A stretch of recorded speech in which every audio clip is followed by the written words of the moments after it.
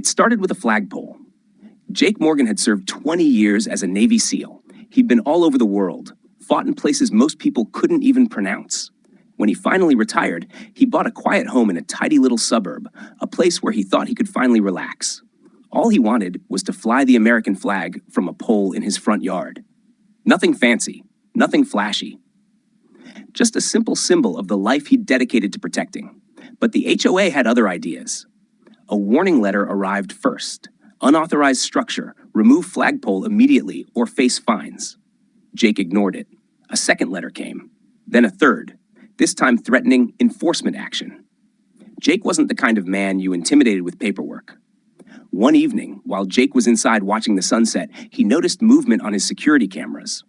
A group of 5 men wearing matching polos marked HOA compliance team were creeping onto his property. They had bolt cutters, a crowbar, and a clipboard.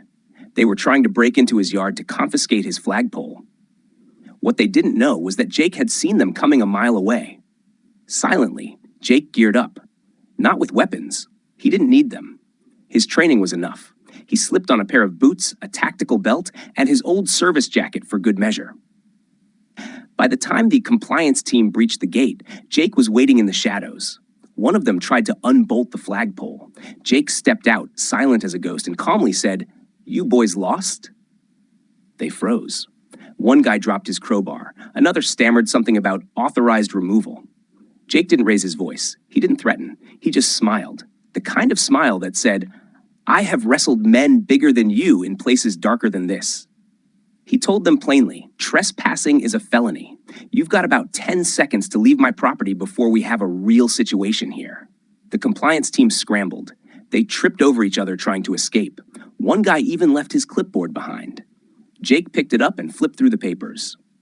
Fines, threats, unauthorized surveillance reports.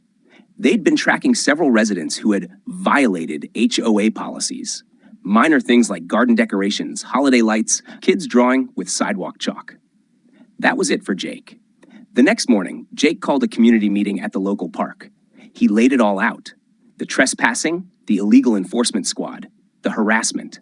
Neighbors were furious. Most of them had been bullied by the HOA for years, but didn't know how to fight back. With Jake leading the charge, they hired a lawyer, filed complaints with the city, and launched a vote to dissolve the current HOA board. Within a month, the board members had resigned in disgrace. Lawsuits followed. Jake didn't stop there. He helped the community rebuild, creating a new voluntary association based on respect, not fear. No more rogue compliance squads. No more petty fines. Just neighbors helping neighbors. Today, the flagpole still stands tall in Jake's front yard, stronger than ever. A reminder that real strength doesn't come from paperwork or fines. It comes from standing your ground when it matters most.